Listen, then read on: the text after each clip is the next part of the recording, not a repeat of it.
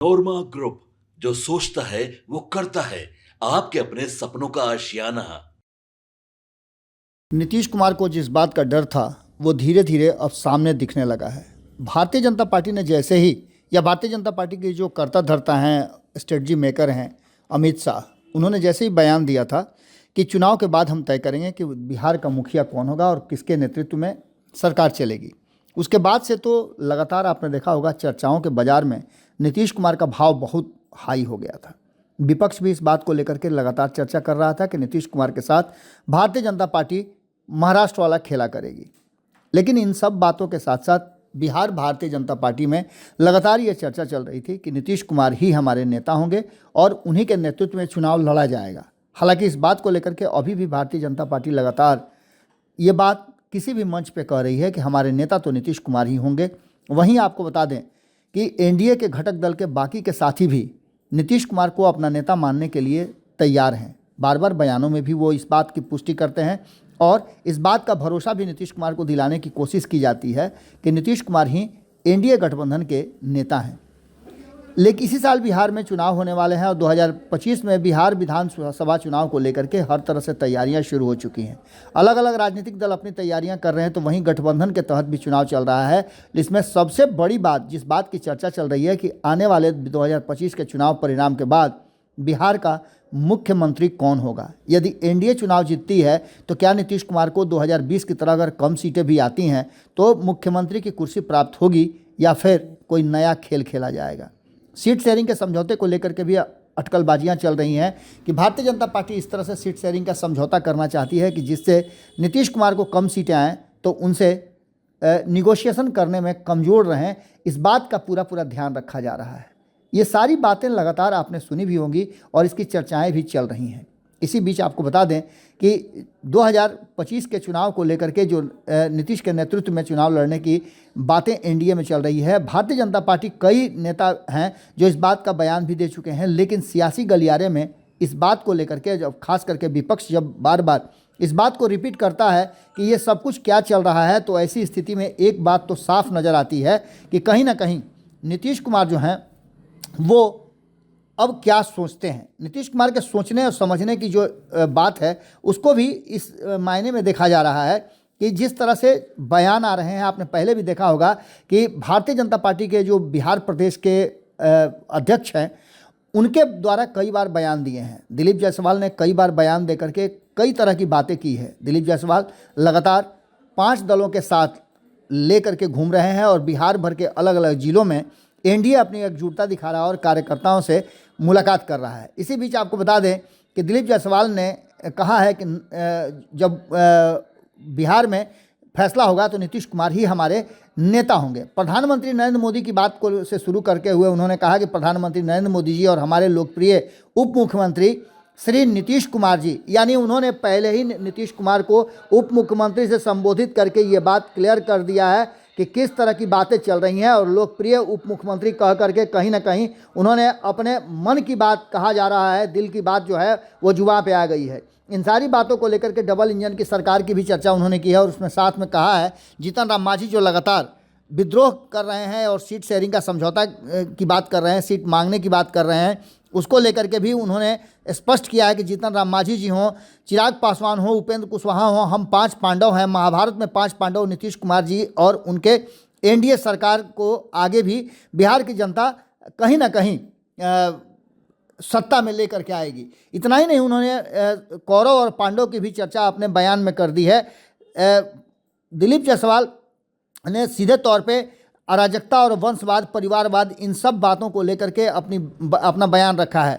दूसरी ओर अपने भाषण में दिलीप जायसवाल ने यह भी कहा कि 2005 के पहले का बिहार किस तरह का था। बिहार दोनों के में ज़मीन आसमान का फ़र्क है। आज से 20 साल पहले के बिहार को अगर देखिए तो आज भी सिहरन हो जाती है। किसी के पास गांव में बिजली नहीं थी। इसके अलावा उन्होंने अराजकता से लेकर के लालटेन युग तक की बात कर दी। ये भी कहा कि बिहार के लोगों ने लालटेन को फोड़ दिया है और अब विकास की तरफ आगे बढ़ गए हैं। इस बीच आपको बता दें कि आपके पास वीडियो भी सामने नज़र आ रहा होगा। इस वीडियो में भारतीय जनता पार्टी के जो प्रदेश अध्यक्ष हैं दिलीप जायसवाल छपरा के राजेंद्र स्टेडियम में सोमवार को कार्यकर्ता सम्मेलन को संबोधित कर रहे थे। इस दौरान उन्होंने एनडीए के तमाम बड़े नेता की मौजूदगी में एक एक करके जब मंच पे सभी भाषण दे रहे थे तो दिलीप जायसवाल का जब नंबर आया तो उन्होंने अपनी बातों को रखते हुए जब संबोधन किया तो प्रधानमंत्री नरेंद्र मोदी को तो प्रधानमंत्री कहा, लेकिन नीतीश कुमार के संबोधन में उन्होंने उप मुख्यमंत्री नीतीश कुमार की बात करके कहीं ना कहीं इस बात की तरफ इशारा कर दिया। और इसके बाद से आप समझ ही सकते हैं कि विपक्ष को एक बैठे बिठाए एक मौका मिल गया। विपक्ष इस मुद्दे पर अपनी प्रतिक्रिया देना शुरू कर चुका है। एक तरफ जहां नीतीश कुमार को लेकर के कई बार दिलीप जायसवाल के बयान और जुबान फिसलने से समस्याएं हुई हैं और इसको लेकर के कई बार माफ़ी भी मांगने की आवश्यकता महसूस हुई है। बिहार में इसी वर्ष चुनाव होने वाले हैं और चुनावी साल में इस तरह के बयानों का बड़ा ही महत्व दिया जाता है। एक तरफ जहां नीतीश कुमार को लेकर के ये कहा जा रहा है कि नीतीश कुमार असहज हैं, नीतीश कुमार के साथ समस्याएं हैं, नीतीश कुमार परेशान हैं, तो वहीं दूसरी तरफ आपको बता दें कि इस तरह के बयानों के मायने भी निकाले जाते हैं। अब जो वर्तमान स्थिति है उस स्थिति को देखते हुए उनके बयान को किस तरह से लिया जाता है ये भी देखना बड़ा दिलचस्प होगा। जो वर्तमान परिस्थिति बनी है उसमें नीतीश कुमार को लेकर के ये भी कहा जा रहा था कि नीतीश कुमार जिस तरह से अब आगे की रणनीति बना रहे हैं उस रणनीति में कहीं ना कहीं इस तरह के बयान उनके जहन में जरूर होगा। इस बीच आपको बता दें कि दिल्ली में चुनाव चल रहा है और वहाँ भी एनडीए घटक दल के सभी नेताओं का जुटान होने जा रहा है। नीतीश कुमार लगातार प्रगति यात्रा पर हैं और प्रगति यात्रा के दौरान वो विकास के कार्यों का जहां एक तरफ समीक्षा कर रहे हैं वहीं कई योजनाओं को उन्होंने नए सिरे से भी करने की बात कही है। कई तरह की योजनाओं का उद्घाटन और शिलान्यास भी हो रहा है। लेकिन इस बीच में आपको बता दें कि नीतीश कुमार अक्सर आप देखिएगा तो बहुत कम ऐसी जगह है, ऐसे कार्यक्रम प्रगति यात्रा के हैं जिसमें एनडीए घटक दल के लोग हैं। खास करके नीतीश कुमार अपने साथ अपने ही लोगों को रखते हैं और विशेष प्रोटोकॉल के तहत अगर उस क्षेत्र जिस क्षेत्र में जाते हैं उस क्षेत्र में अगर दूसरे भी किसी दल के विधायक हैं, सांसद हैं, तो वो वहाँ पहुँचते हैं।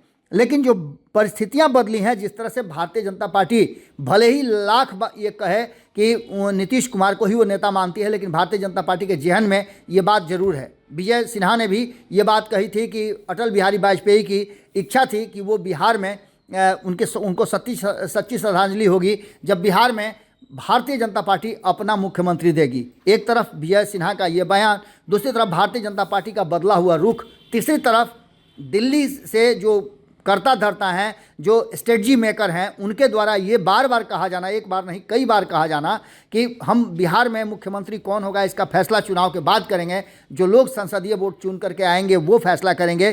तो निश्चित रूप से एक संशय जरूर बनता है और इस संशय को और प्रगाढ़ कर देता है जब दिलीप जायसवाल इस तरह के बयान देते हैं। हालांकि दिलीप जायसवाल के बयान को लेकर के मानना ये है, हमारा भी मानना है कि हो सकता है उनके जुबान फिसल गए हों, लेकिन अक्सर जुबान ऐसी जगहों पे नहीं फंसते हैं जहां इस तरह का टेंशन वाला माहौल हो और सभी का ध्यान हर उस बयान पर हो जो बयान कहीं ना कहीं नीतीश कुमार को इफेक्ट करती हो, प्रभावित करती हो।